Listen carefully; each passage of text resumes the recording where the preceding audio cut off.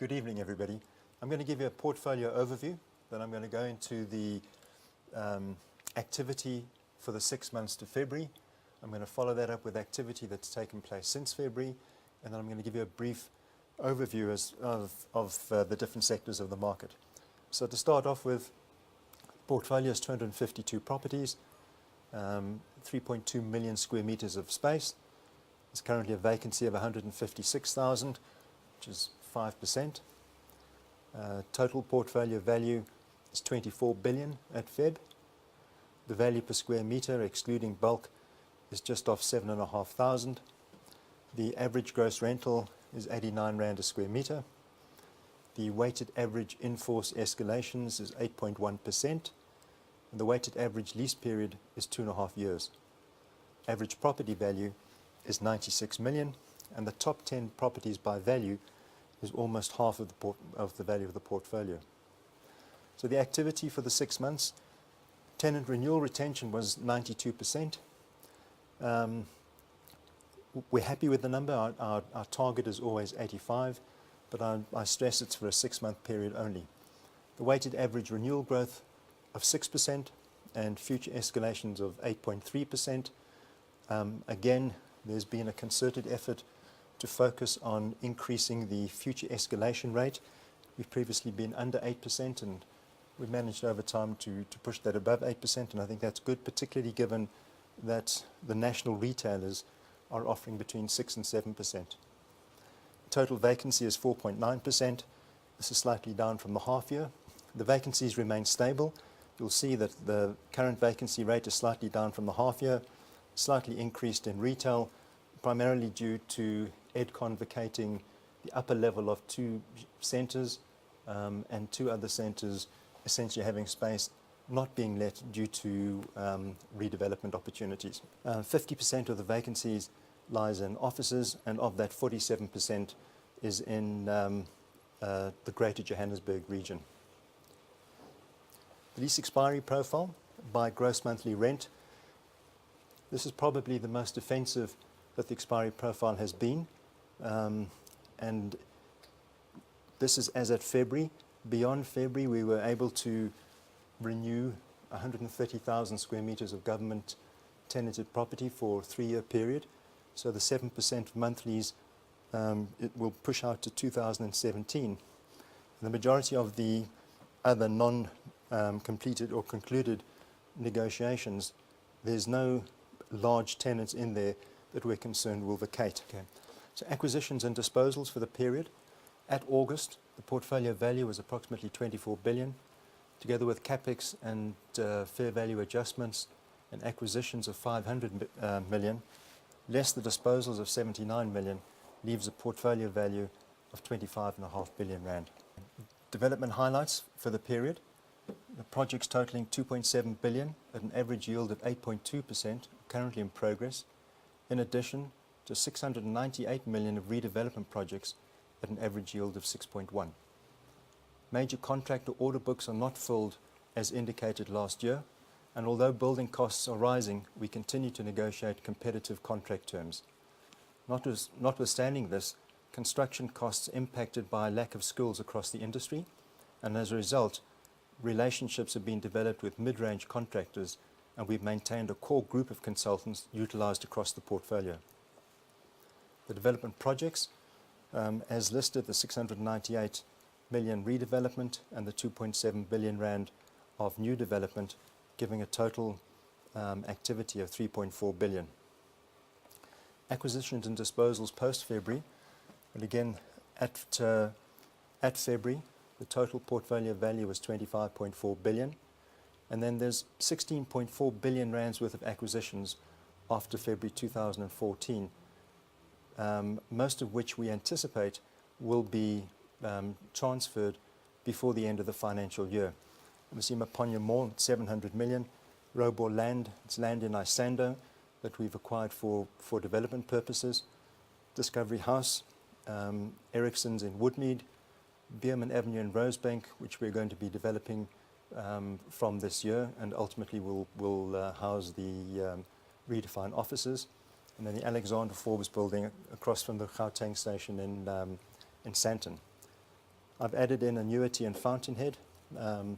Annuity is essentially effective from 1 March. That's just over 2 billion rand. And then the fountainhead portfolio of 10.8 billion, which we'll be looking to acquire in total during the course of this financial year.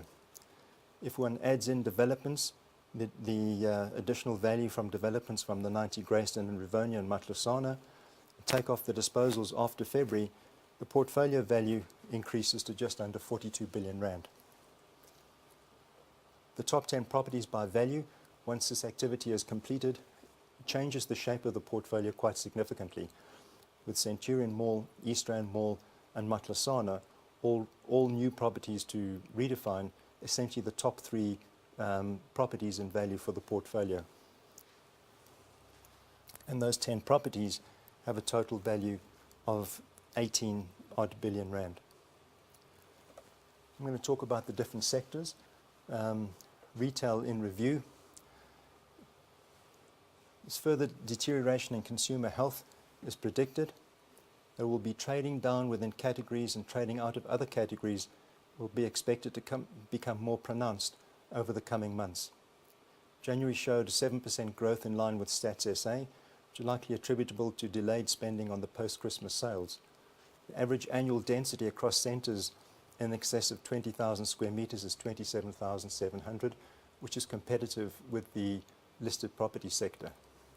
If one looks at perhaps the real surprises, Sammy Mark's growth of 25% is underpinned essentially by clothing and shoes, and the Blue Route Mall growth is essentially because it's coming off a particularly low base.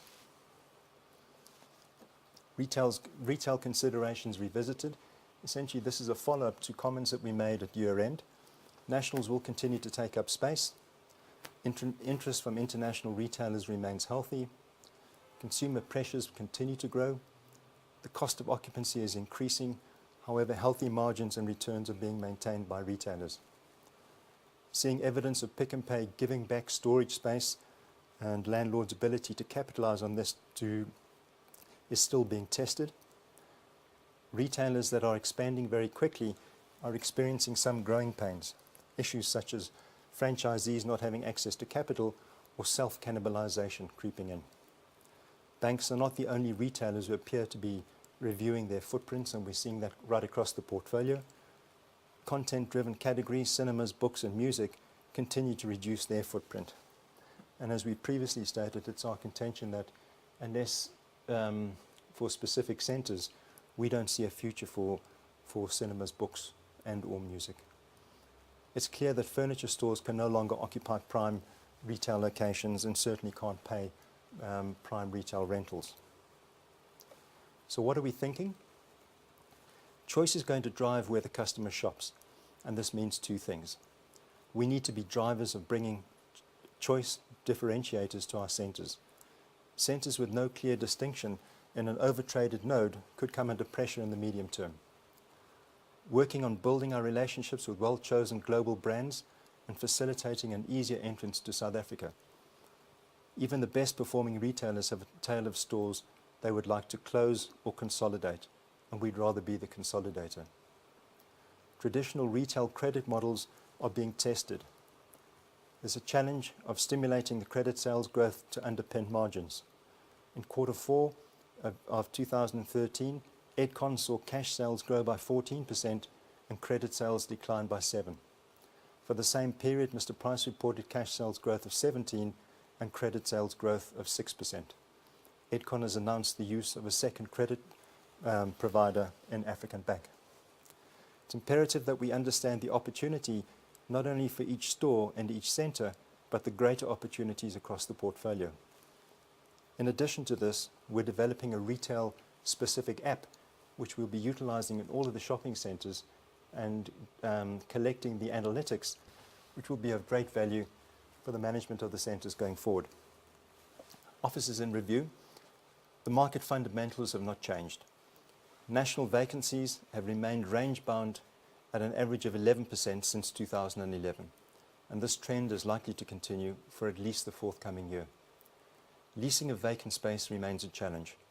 Even prime-grade office space in Sandton vacancies have increased to 54,000 square metres, placing further pressure on rent levels. Densification and hot desking exacerbate the slow take-up of office space nationally. Previous average of 20 square metres per person dedicated to office workers has reduced to approximately 10 square metres, and even less in certain businesses. This will increase the parking requirement and the need for even higher rentals to achieve the type of yields necessary with development. The name of the game is leasing, and lease incentives are being offered to tenants and brokers equal to 15% of the total lease rental. So what are we doing? Well, Redefine has opened a Sandton office dedicated to the management, leasing and tenant relations of its Sandton portfolio, which once the development activity has been completed will be approximately 3.5 billion rand. We've employed an additional broker and canvasser for our in-house office leasing team. We continue to cement relationships with the broker community. There's a clear focus on keeping vacancies at a minimum. Negotiations are advanced on 90 Grayston Drive. We previously stated that we are in negotiations with an international company to take up approximately 11,000 square metres. That's still ongoing. We've been verbally advised that they are coming to 90 Grayston, but pen needs to go to paper. In addition to that, we're shortlisted by another international occupier to take the remainder of the property. On a positive note, leases over 130,000 square metres with a monthly rent exceeding 10 million rand have been concluded with government, and further negotiations are in progress to renew a further 97,000 square metres. The majority of those leases will commence 1 April and will run for 3 years through to 2017. Industrial in review, again, there's no change to market fundamentals. Nationally, industrial vacancies remain at low levels, and there is no generally expected growth in rentals. We're asking the question, is the industrial market robust? One would have expected, if vacancy levels had been reduced, that naturally rental levels would increase, but this hasn't been the case. There's an oversupply of new developments in popular nodes in Gauteng, placing further pressure on rentals. For example, there are 4 new developments in the vicinity of OR Tambo with vacancies totaling approximately 45,000 square metres. Cape Town market seems fairly buoyant in the popular nodes, but with little rental growth. KZN industrial market continues to remain firm, particularly in the areas close to the harbour, Pinetown and Cornubia Industrial. We acquired approximately 150,000 square metres of land in Cornubia, which will allow us to develop approximately 90,000 square metres of GLA, and plans are currently being drawn to look at kickstarting this potentially with a spec project of mini units, and then a thought where eave heights are being developed or increasing to approximately 13 metres with significantly increased yard space due to warehousing needs and requirements. It's expected that rent for this type of facility will in future be calculated by volume and not area. So what are we doing now? Well, we continue relationship building with the broker community. Again, we've added an additional broker to our in-house leasing team. Our 90 Barbara Road property development is now complete, and there are various lease negotiations in progress. There's specific focus on letting this property, and we continue to examine opportunities to redevelop existing properties. We're currently planning the development of Cornubia. We acquired various stands in the Cornubia township last year, approximately 150,000 square metres, which will allow us to develop 90,000 square metres of GLA. We're in discussions with various KZN brokers to identify requirements for these properties, and we expect, once 90 Barbara Road has been let, to commence with a spec mini unit development in the township. Thanks very much.